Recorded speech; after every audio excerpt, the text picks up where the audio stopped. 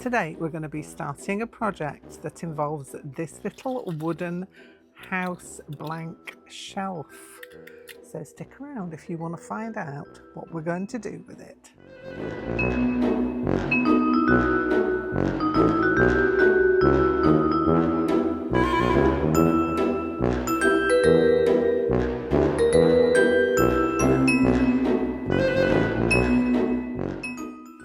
Hello and welcome back to a kooky corner of YouTube, where you will find all things kooky and crafty and sometimes spooky and crafty. This one is going to be one such thing. This is my favourite time of year. I love the autumn and I love the spooky season. There's something about it that makes me happy. And so for this next set of videos that I'm going to do, it won't be all at once. I'm going to be doing something with this little house shelf blank. It's a very lightweight kind of wooden blank that you can get from places like The Works or Amazon, or other craft shops are available. But I think I got this one from Amazon last year and I didn't get to do something with it, so I'm going to do something with it this time. And my idea is that I'm going to have this little shelf system. I'm going to paint it up to start off with. And then I am going to fill all of the little areas in here with something crafty. I don't know, lots of different stitchery things that could go into here to make this a nice little decoration that you can even stand it up, or it's got little hooks on the back you can put it on your wall with. I've not decided yet what I'm going to do, whether it's just going to be a freestanding piece or it's going to be on my wall. But this is going to be a little project that I'm going to do not consecutively. It's going to be throughout probably September, maybe going into October.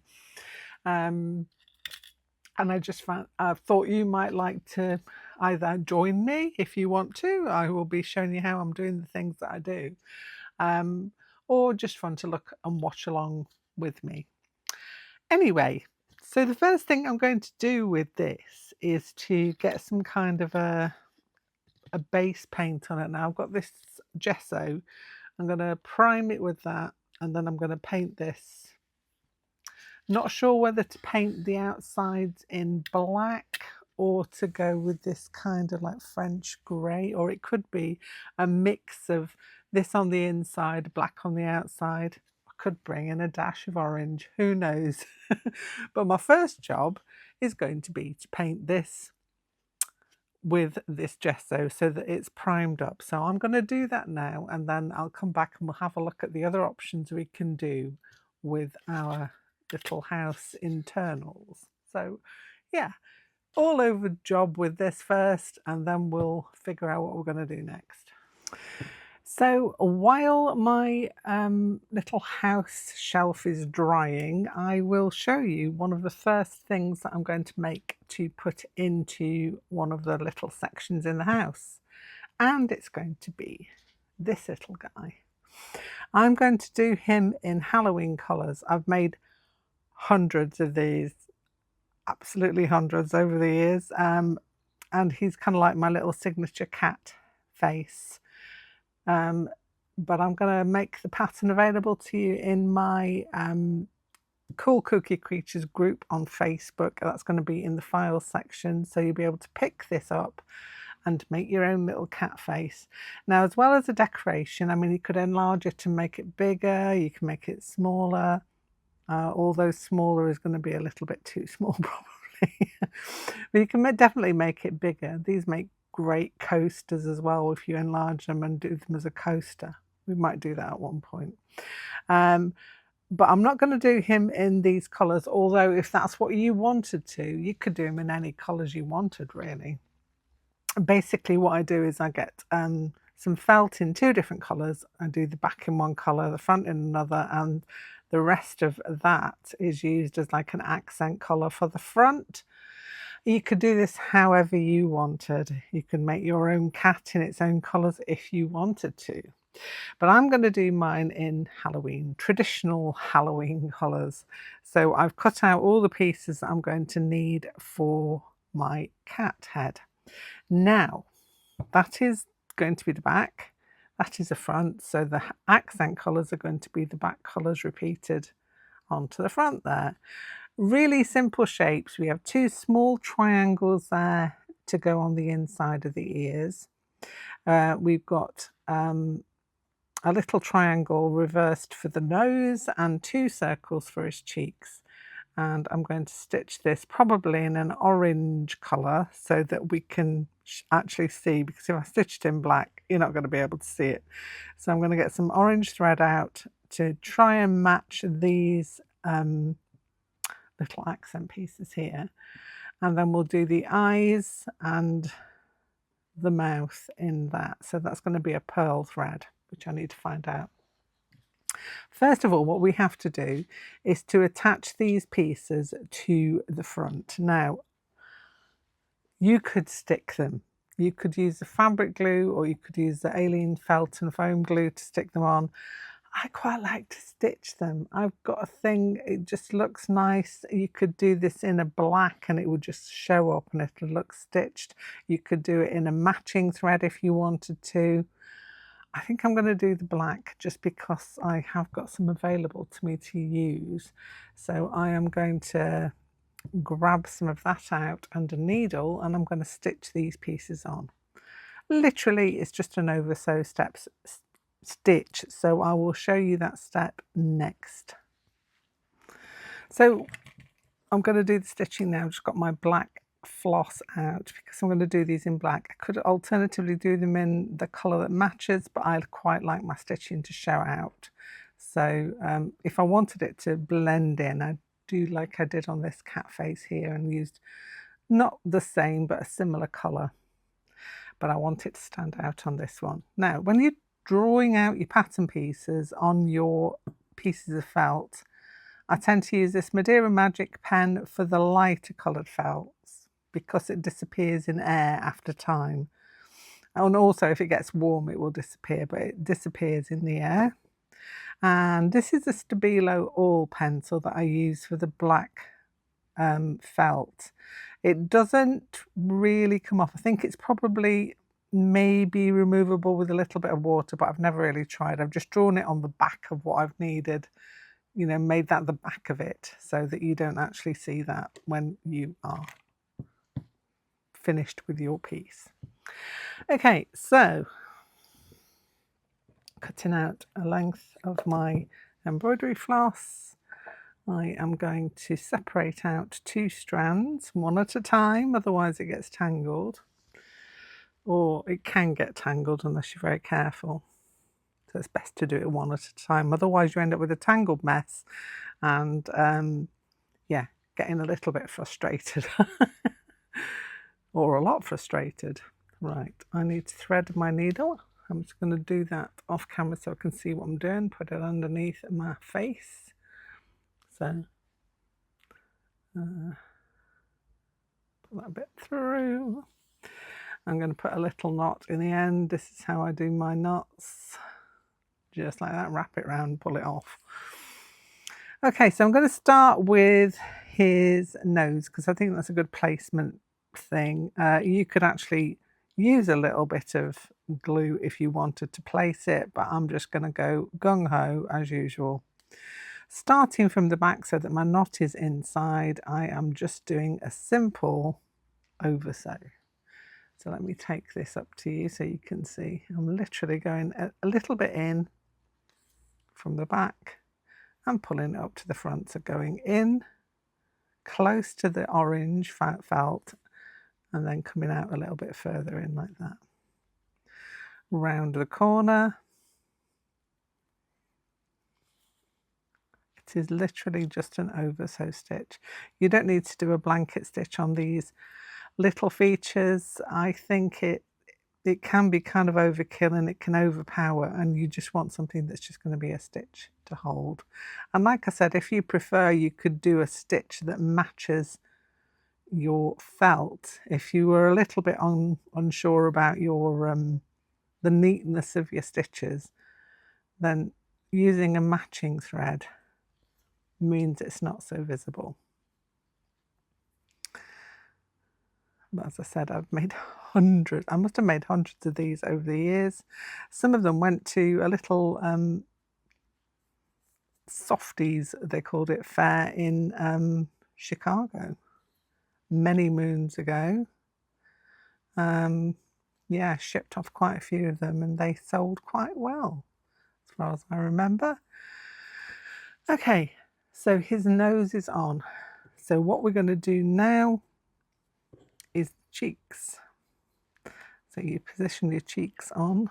I've got an ear there, let me move that out of the way. These tend to notoriously go missing. They are one of those that just disappear. Now, at some point you could tie it off if you wanted to. I'm just going to carry the thread through and make sure I don't pull it too tightly, just because it's all on the inside, you don't get to see it. So again, just a quick over sew around each of the cheeks, like so. Try and keep your stitches neat as you can. I'm going quite quickly, but you just take your time. Take your time with this. It is a very quick little project to make, and you can make quite a few of these of an evening if you wanted to, or in the day if you wanted to do them for like fundraisers and things. So they have sold quite well, even as simplistic as they are. They're quite appealing when you finish them. Okay, so that's a one cheek on. I'm going to stitch the other one on, and also the eyes. Now, the ears, the inner ears, tiny little stitches is all you need for that. So, and very few of them, probably 2 to 3 on each side and a couple on the bottom, and then you're done. So I'm going to finish this one off and then we'll see what we need to do next. Okay, so all of my little bits and pieces are attached now, and now I want to do the mouth in an orangey colour and the eyes as well. I'm trying to decide which one. That is probably closest. That's a little bit bright, so I'll go with this one. So I'm just going to cut myself off a piece of the pearl thread. This is pearl 8, pearl cotton 8, and I'm just going to thread that up like so. So the first thing we want to do is little French knot eyes. So we go in where we want our French knot to be. Let me take you in a little closer so you can see. I'm going to wrap my thread around. I'm going to go back in, holding on to that until we get a little eye there. I'm going to do the same with this one. If you wanted to, you could do brad eyes like I usually do, but I quite like the look of these little dotty eyes like that. You can make them a bit bigger if you wanted to. And then I go down to the point of the triangle there,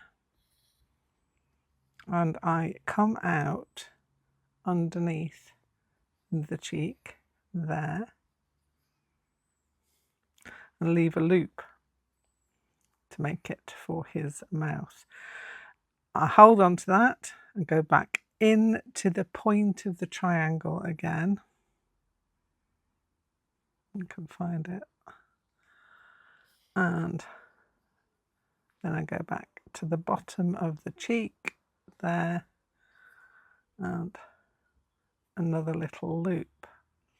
It's a little bit tricky, it's a little bit fiddly, but you've got to kind of position it so that you can then go back in and you're just going to couch down. So you're keeping quite close to the thread itself, trying to keep the shape of it as well.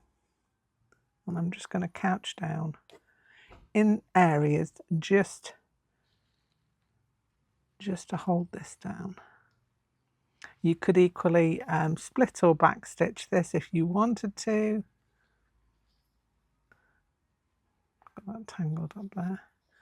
There we go. But I kind of find this is a nice neat way to get the smile. As I say, it's a little bit fiddly because you've got to make sure that your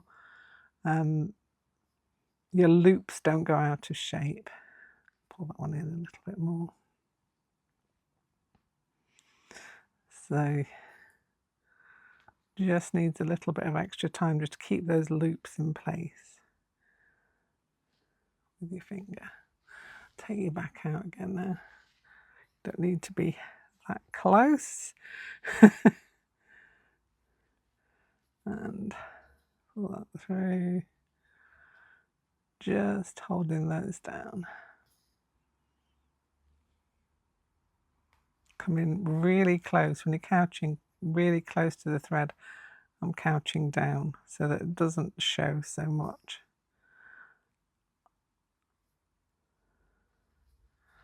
Try keep that all in shape like so. I might actually make his eyes a little bit bigger. I think I've used a thicker thread on some of the other ones, or maybe gone around a few more times. So what I'm going to do is just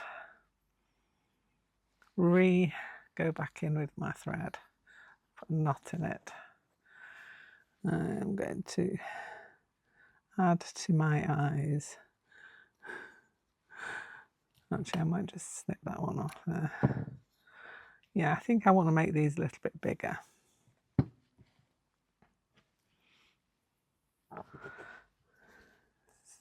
So instead of going around twice, I'm going to go around 3 times and see if that makes a difference. There we go. Just means I've got to be very careful holding on to those loops like that. That's better. It's a little bit bigger. I'm going to see if I can leave this one in situ. And 1, 2, 3. Let's try it. Let's try it and see. Making sure I'm not losing my loops. Holding on to my other loop. Yeah, that's better. Yeah, it's a little bigger. So that's his face completed. I don't worry about the stitches at the back. I don't keep stopping and starting to re-knot my thread and everything, because that's all not going to be seen once you've done all the thing. So we place those two together, and what we're going to do now is we're going to stitch all the way around. Now we need to leave a gap because I'm going to put a little bit of stuffing in this to make it stand out.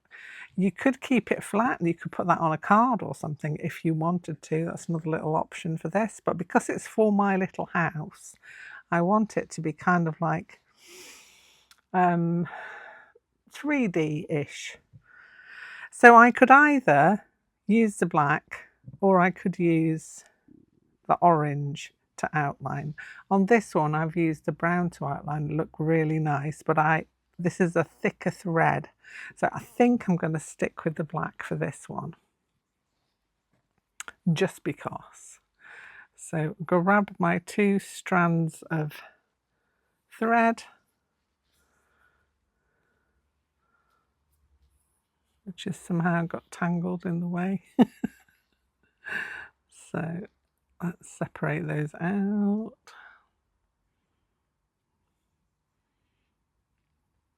I'm just going to have a battle with this off camera and I'll be back in a second.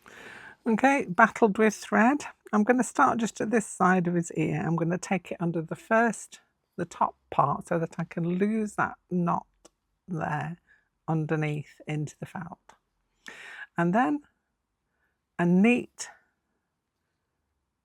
overstitch all the way around. You could do a blanket with this if you wanted to. That is entirely up to you.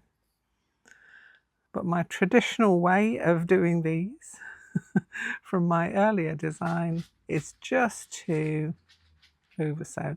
I understand that you can't actually see those stitches going down.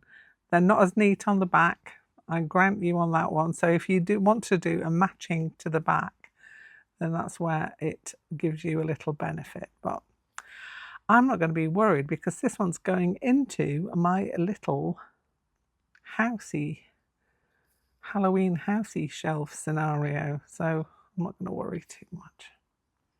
So I'm going to go all around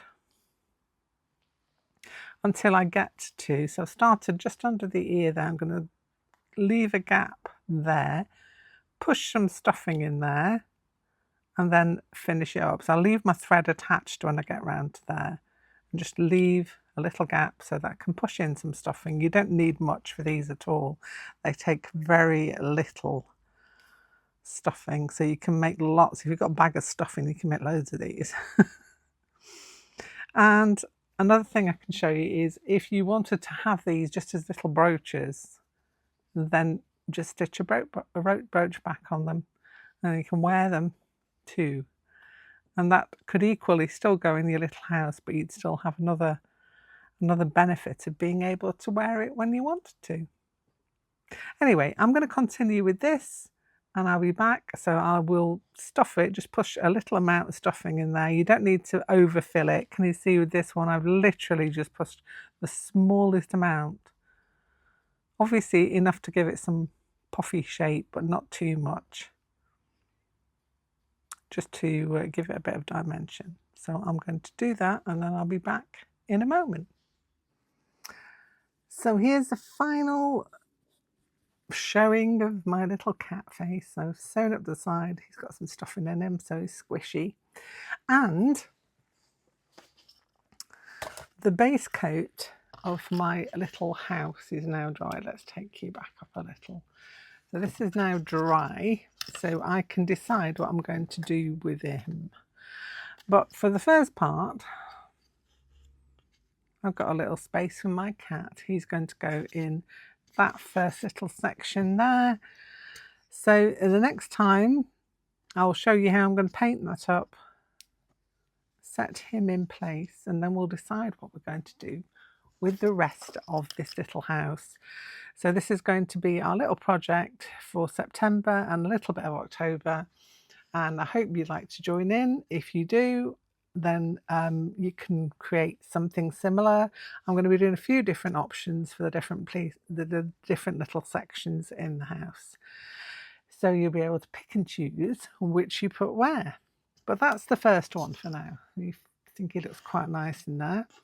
There are other things we can do for the backgrounds and everything, so that's going to be ongoing as we go through the project. Anyway, I hope you've enjoyed this. If you have, don't forget to show me those thumbs and give me a little like.